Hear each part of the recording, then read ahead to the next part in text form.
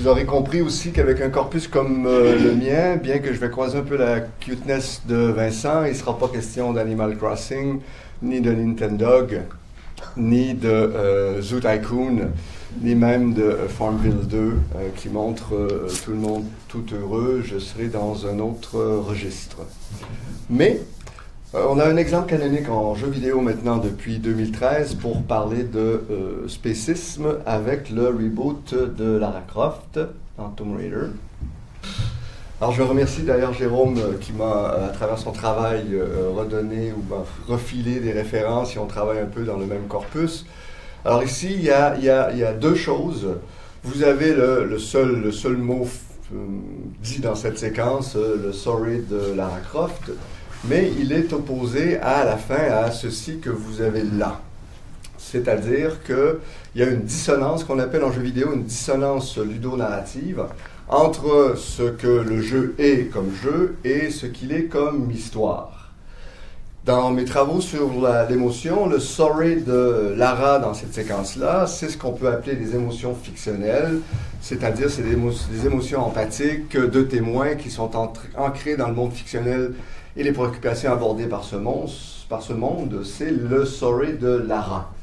C'est elle qui va dire « Désolé, petit chevreuil ». Les points de vie, les points d'expérience sont des émotions plus vidéoludiques parce que tout à coup, on arrive à avoir des émotions qui sont basées comme joueurs de jeux vidéo à nos propres préoccupations, à nos actions dans le jeu, dans un jeu, donc un monde fictionnel quand c'est le cas, et les réactions qui en résultent.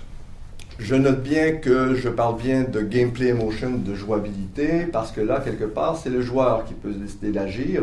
Un joueur vegan peut décider de ne pas tuer les animaux. On aura cette possibilité-là. Donc, les préoccupations vont devenir quelque chose de très éthique. Mais l'idée de transformer l'animal en autre chose, en XP, en point d'expérience, va nous amener à ce que Mélanie Joy a défini comme étant de la distorsion. Il va y avoir une déformation entre nos perceptions à travers un trio, objectivation, désindividualisation et dichotomisation, qui vont nous empêcher de nous identifier aux animaux. Alors tout à coup, qu'est-ce que c'est dans des XP dans un jeu vidéo? C'est des points d'expérience qui vont nous permettre d'augmenter les capacités de Lara durant le jeu. Et il va falloir les utiliser quelque part. L'animal devient tout à coup ressource, c'est-à-dire si je reprends le trio de Mélanie, l'animal est vu comme une chose, comme une ressource, comme une abstraction, même c'est des points. Je ramasse des points que j'aurai besoin, donc plus je suis chevreuil, plus j'aurai de points, et je suis vraiment dans une catégorisation. Tout à coup, on est dans une relation très stricte entre j'ai besoin de ceci et j'ai pas besoin de cela. Encore une fois, Jérôme travaille beaucoup sur le spécisme. Il y a des jeux vidéo maintenant qui vont donner préséance à la possibilité d'utiliser le végétal de la même manière que les animaux. Mais en général, le jeu vidéo est toujours dans ce rapport animal assez sérieux. Le jeu vidéo va quelque part... Bon, je fais une petite nuance, j'ai bien fait de l'animer. Ça sera un peu ma conclusion, mais la panique morale autour des jeux vidéo fait en sorte que l'animal et l'humain sont un peu traités de la même manière. Surtout dans mon corpus, on le verra. Mais bref, l'idée de déformer nos perceptions, c'est pour Mélanie de faire en sorte qu'on ne peut pas s'identifier de la même manière. S'identifier aux autres, c'est quoi? C'est voir quelque chose de soi en eux et de voir quelque chose d'eux en nous, même si c'est la seule chose à laquelle on s'identifie, le désir d'être libre de souffrance. L'identification est un processus cognitif et lorsque nous considérons les animaux comme des objets, des abstractions, des éléments dans des catégories fixes, nous diminuons ce processus. Je ne suis vraiment pas un spécialiste de spécisme, mais quelque part, je comprends le processus émotionnel. C'est-à-dire que pour Mélanie Joy, on a un rapport d'identification avec l'animal, de l'empathie. Plus cette empathie est grande, plus il y aura un dégoût de tuer et dégoût de manger l'animal.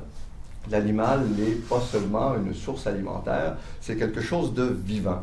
C'est aussi, surtout, quelque chose qui, quand on veut travailler l'égalité entre les espèces, bon, cette référence canonique de Peter Singer, ce n'est pas tant cette relation de conscience ou d'intelligence, c'est bien ce rapport de souffrance. Je lisais, ce qui est intéressant de savoir qu'on peut évaluer est-ce qu'un animal est intelligent ou conscient, et un rapport très, très philosophique, est-ce qu'un animal a des émotions. Déjà, de penser ça, c'est de faire un rapport d'espèce, parce que je me pose comme humain, comme étant celui qui va dire que l'animal aurait des émotions. Même chose en jeu, dire qu'un animal joue, c'est ma vision humaine. Est-ce que l'animal joue? Je ne le sais pas.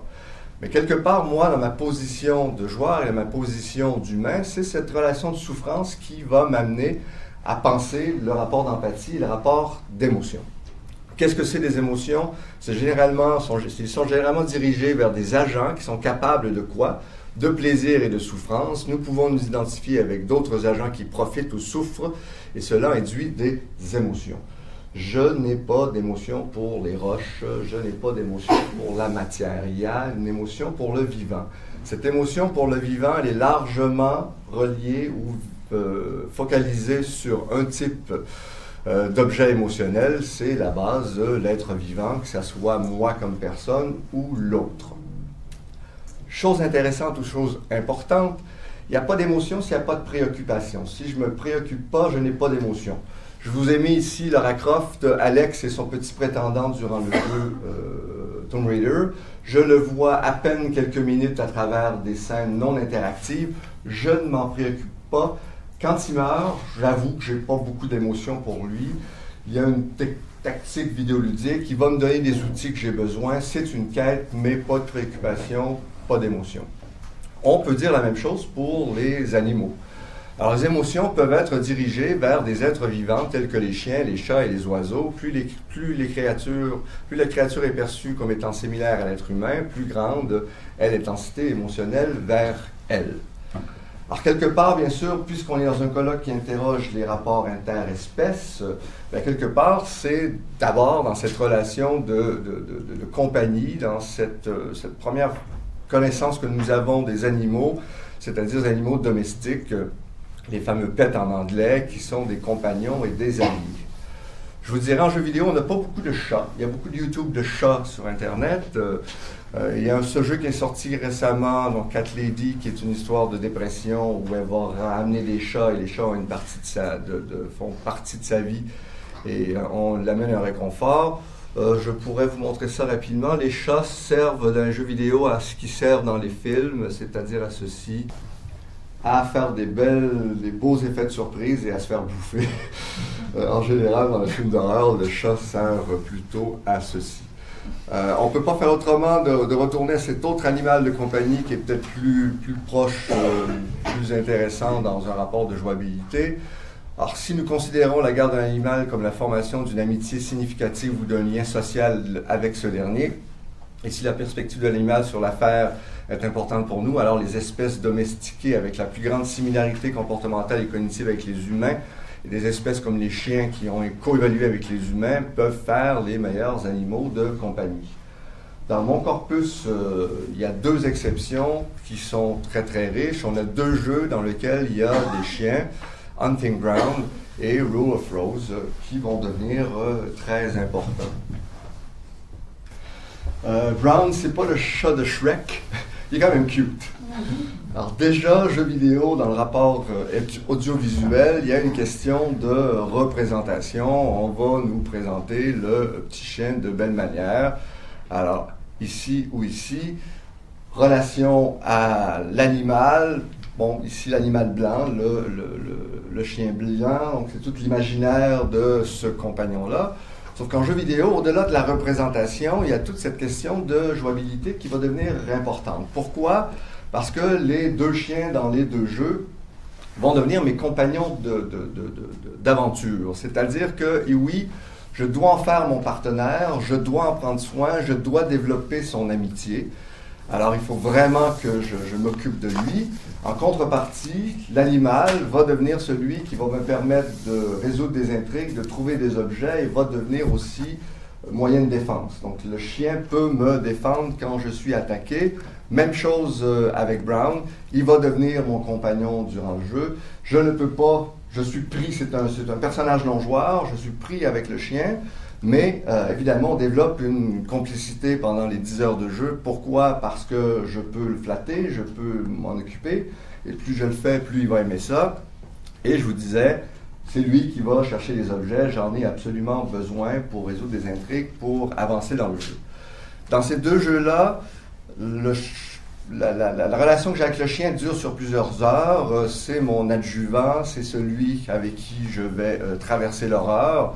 À la fin de Hunting Ground, il y a diverses fins, mais la plupart des fins, je pars avec Iwi. En normal, il ne peut pas mourir. Quand je joue à hard, il peut se faire tuer. Je vais vous enlever la séquence pour qu'on avance un petit peu, mais bon, il se fait tuer à coups de pied par l'un des méchants dans le jeu.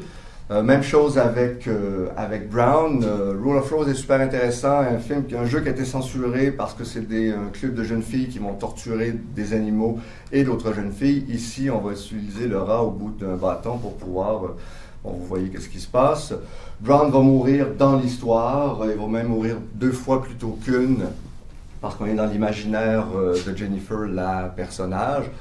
Donc le chien sert de compagnon, mais sert aussi de relation émotionnelle. Ça fait 8 heures que je suis avec mon chien et tout à coup, on me le tue. Le jeu vidéo, donc, en général, va être très opposé dans ces deux relations-là. C'est-à-dire qu'un autre jeu très canonique, Resident Evil 4, j'ai un loup au début, j'ai le choix de sortir le loup de son piège. Si je le fais, plus tard, le loup va venir m'aider à combattre un monstre. Si je ne le fais pas, je serai seul à combattre le monstre. Alors, voir l'animal comme compagnon, l'animal comme adjuvant. Mais vous aurez compris que je vous parle d'épouvante, que je vous parle d'horreur, et que finalement, le compagnon, dans un jeu vidéo d'horreur, c'est pas l'animal qu'on voit le plus souvent, il faut le transformer en ennemi. Il faut le transformer en ennemi, mais dans mes lectures sur tenter de définir le corpus, c'est un type d'ennemi particulier multiple. C'est-à-dire que dans Animal Horror Cinema, on fait une distinction entre l'ennemi et l'antagoniste. C'est-à-dire que dans un film comme Jaws ou Orca, l'anthropomorphisation de l'animal, on lui donne une pensée humaine, il devient le vilain du jeu, facilite et est nécessaire à la représentation de l'animal comme antagoniste dans la lutte entre l'animal et l'humain. C'est un adversaire et sa relation au monde humain est donc plus complexe que le seul rapport de prédateur et de proie. Vous avez tous vu Jaws, le requin, il y a une intelligence qui devient humaine et qui devient machiavélique, maléfique. En jeu vidéo, ça ne fonctionnera pas vraiment comme ça parce qu'on est dans une relation plus de prédateur et de proie. Je suis dans un contexte d'opposition qui doit créer la peur. Alors la peur, c'est quoi? Je peux aller rapidement. La peur, c'est toujours basé sur quelque chose qui doit arriver. La peur est toujours sur le futur. J'ai peur de quelque chose. La peur est une émotion qui est primaire, qui est orientée vers un objet et qui est orientée vers un but. J'ai peur de quelque chose. On a défini les 3 F de la peur, c'est-à-dire la peur, que quand j'ai peur, je fiche sur place qui me donne le moment de savoir qu'est-ce que je vais faire, mais en général, je vais fuir ou je vais me battre face à face. L'animal de compagnie ne fuit pas et ne se bat pas. Un animal qui devient mon compagnon, je suis dans une relation affective, il ne s'enfuit pas et il ne me saute pas dessus, j'ai ma relation. Par exemple, ou à l'inverse, un animal, lui, sera vraiment méchant et va chercher soit à m'attaquer ou soit à fuir s'il se trouve en danger. Je note ça rapidement pour parler de la notion de peur. La peur est toujours quelque chose qui est autour de moi. Pascal Bonizer a défini le hors-champ cinématographique comme étant le champ aveugle, mais je renvoie à son exemple qui est super pour nous, c'est-à-dire qu'il renvoie au requin des Dents de la Mer de Jaws. Il nous dit, si on marche à ces films-là, c'est parce que nous sommes pris plus ou moins fortement dans les tenailles de ces deux champs, le hors-champ et le champ. Mais surtout, si le requin était tout le temps sur l'écran, ce serait très vite un animal domestique. Il ne ferait plus peur. Il serait toujours là. Alors, vous aurez compris qu'avec l'horreur, l'animal est toujours quelque chose qui est en périphérie. Mais rapidement, l'animal dans les jeux vidéo, c'est aussi, surtout, principalement quelque chose comme cela. Donc, pensez à mon hors-champ, mon champ aveugle. Je vous montre la version de 2002. Il y a une nouvelle version en 2015 qui était faite en HD, mais ça existe. Donc, l'arrivée des chiens par les fenêtres qui était déjà là en 96. Mais ces chiens-là, finalement, c'était mon titre d'intervention. Quelque part, on n'est plus tout à fait dans l'animal quand on arrive dans l'horreur. On va devoir poser une bête. On va être dans un rapport de force. Et le mot bête, il y a toujours cette question d'une nature beaucoup plus sauvage, moins contrôlée, d'un statut d'intelligence moins fort qui n'a toujours quelque part qu'une seule visée, c'est-à-dire d'attaquer l'autre quand c'est nécessaire. Donc l'animal en jeu d'horreur est une bête, pire encore, il est un monstre, il va devenir un monstre. Noel Carroll, qui a défini cette figure dans l'horreur, va dire que les monstres horrifiques sont toujours menaçants. Cet aspect de la conception des monstres horrifiques est, je pense, incontestable. Ils doivent être dangereux. Le monstre de la fiction horrifique, étant fait, n'est pas uniquement mortel, mais il est aussi, et c'est une autre chose qui est importante pour nous, dégoûtant. Le monstre, pour Carroll, est toujours impur. C'est quelque chose, mais c'est aussi quelque chose d'autre. Pour Carroll, on crée des monstres avec une certaine fusion. On va fusionner des éléments, des niveaux, des figures. La construction des créatures transgresse des distinctions aussi catégoriques qu'intérieur-extérieur, vivant-mort, insecte humain, chair, machine, et ainsi de suite. Le chien dans Resident Evil, il n'est pas seulement dangereux parce que c'est une bête, c'est un chien zombie. Pire encore. C'est un chien qui va passer à travers des expérimentations génétiques ou des visions cauchemardesques. Celui-là n'est pas si pire. Celui-là est un peu plus épeurant parce que sa gueule, c'est sa tête au complet. Ce que je vous ai montré tout à l'heure, c'était Silent Hill, un chien venu directement des propres cauchemars du personnage. Vous avez dans un autre jeu d'horreur, Alone in the Dark, encore une fois, ces chiens un peu weird. Vous avez ces monstres dans Resident Evil qui vont mélanger les animaux, les léopards, les lézards, les chauves-souris. Silent Hill, que j'adore, va mélanger les monstres un peu anthropoïdes, va les sons, donc ces monstres-là, le Nobody qui s'appelle ici un bruit d'âne, de vache, de chimpanzé. Alors on a pris des mots, des sons d'animaux pour nous faire entendre ces monstres-là. System Shock 2, vous avez des chimpanzés mais qui ont le crâne ouvert, et on peut même descendre jusqu'à Dino Crisis, qui est vraiment l'idée du dinosaure, mais presque un dinosaure maléfique. Alors, le jeu vidéo, c'est cette relation, non pas à l'animal, mais à la bête, mais au monstre, et je fais ça souvent. Donc il y a un schéma canonique en jeu vidéo d'épouvante, c'est-à-dire que je dois toujours faire face au monstre. Je sais qu'est-ce qui va se passer, et je sais qu'est-ce que je vais devoir faire. Alors, quelque part, je reprendrai le schéma de Melanie Joy pour dire que, dans l'horreur, on part d'abord dans cette relation de dégoût. Le monstre est menaçant. Il ne m'amène pas à avoir de l'empathie, mais de l'apathie et de la peur, parce qu'il est dangereux pour moi, et je resterai toujours dans une question de scission, de séparation. Devant le monstre, je suis toujours il est toujours ma bête noire, mais je suis dans deux choix, détruire ou un choix, détruire et tuer.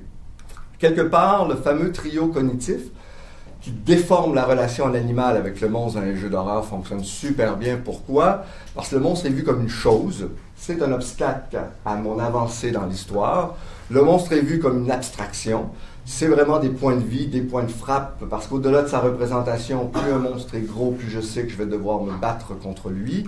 Et c'est aussi une catégorie, c'est-à-dire qu'on est dans le bestiaire et la vision très manichéenne. C'est le bien et le mal. Le monstre et le mal, je dois absolument le détruire. Mais, et je finis là-dessus, donc l'animal n'est pas un animal en soi dans le jeu vidéo d'horreur, c'est une bête et c'est un monstre. Petite nuance, par exemple, dans mon corpus, il y a une relation aussi importante pour les hommes et les femmes.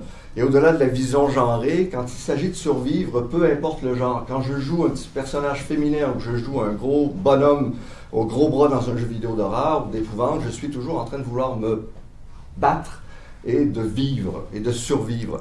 Ça va être la même chose parce que, regardez, comme j'avais fait l'animation, on n'est pas seulement avec des animaux, on est aussi avec des zombies, par exemple, dans Resident Evil. Il y a quelque part pas de relation de spécisme entre les monstres. Un monstre plus humain sera aussi dangereux qu'un monstre plus animal.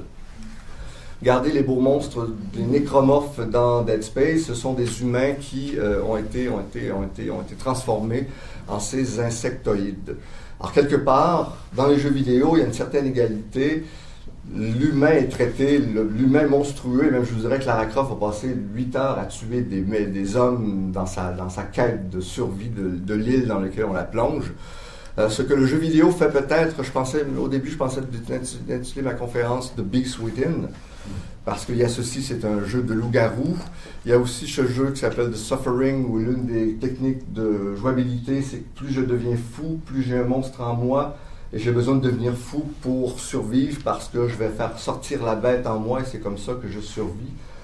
Quelque part, les jeux vidéo d'épouvante nous montrent qu'il y a toujours une bête en nous, qu'il y a toujours quelque part un animal en nous, et qu'il y a une certaine notion d'égalité sur la relation de survie.